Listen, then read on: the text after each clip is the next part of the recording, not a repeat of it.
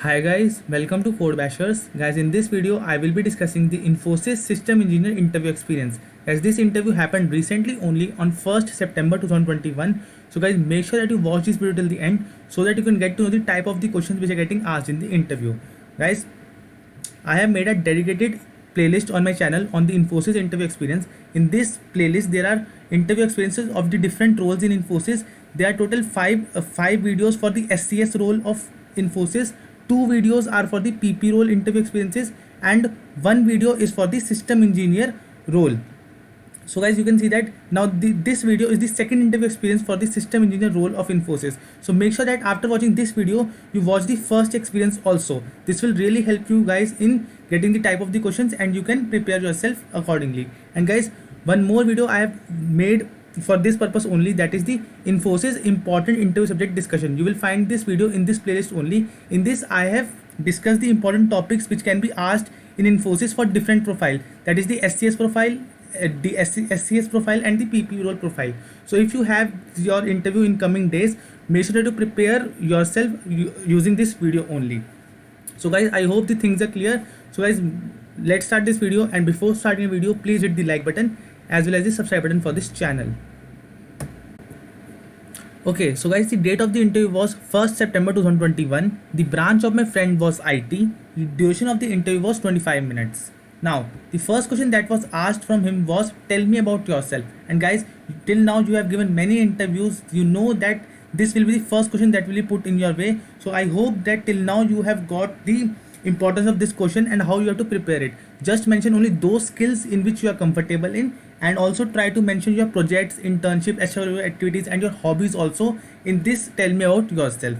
So I hope the things are clear to you.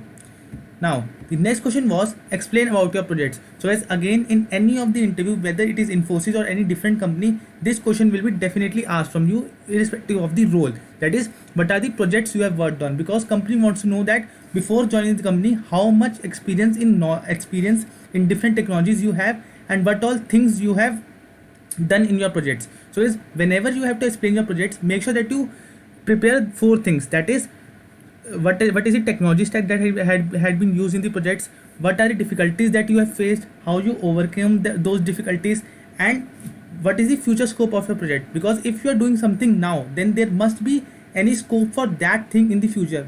If it is not, then simply you are wasting your time. So I hope these things are clear to you. Prepare all these things for all the projects you have mentioned in the resume and you will be good to go. Okay, so next question was, what is the difference between Java and Python? Guys, first of all, the difference is in framework only. Compared to Java, Python has lower number of frameworks, that is Django or Flask. You must have heard of them. But compared to Python, Java has lot of frameworks. Like it has Spring, it has Hibernate, etc. It has many more frameworks as compared to Python. Now syntax, I know, see, all of you know that Python is much more simpler language than Java. There are no semicolon. Python is simple English language that you have to write in the form of the code. So again, this thing is clear to you.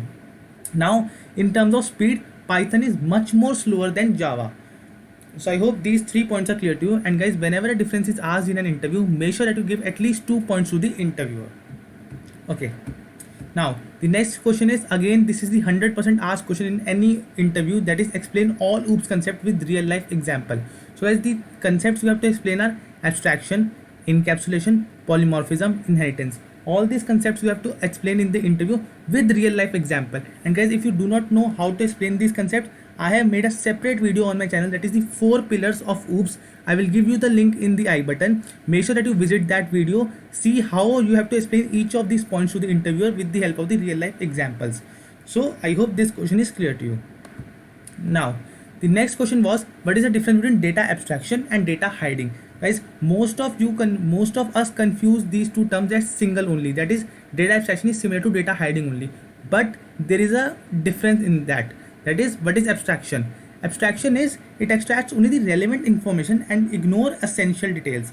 See, abstraction means that you have to only the essential details to the customer are shown and rest of the details are hidden. Like for an example, a car. We know that pressing the brake will slow down the car, but we do not know how it will slow down. So this is what an abstraction is. Now, data hiding. Data hiding is hides the data from the part of the program. Like what we do, we make a class, and in that class we make certain we make certain parameters as private because we want to hide that data from outside the world. So this is what a data hiding is. Now, what is the purpose of abstraction? To hide the complexity, that how we have done it. What is the purpose of abstraction? That how we have done a particular thing. But what is the purpose of data hiding? To achieve encapsulation. I hope you know what is encapsulation is. That is keeping the data members and the member functions which manipulate the data in the same boundary, that is class. So that is this is the purpose of data hiding. I hope this is clear to you. Now the next question was, what is the difference between 2NF and 3NF in a database?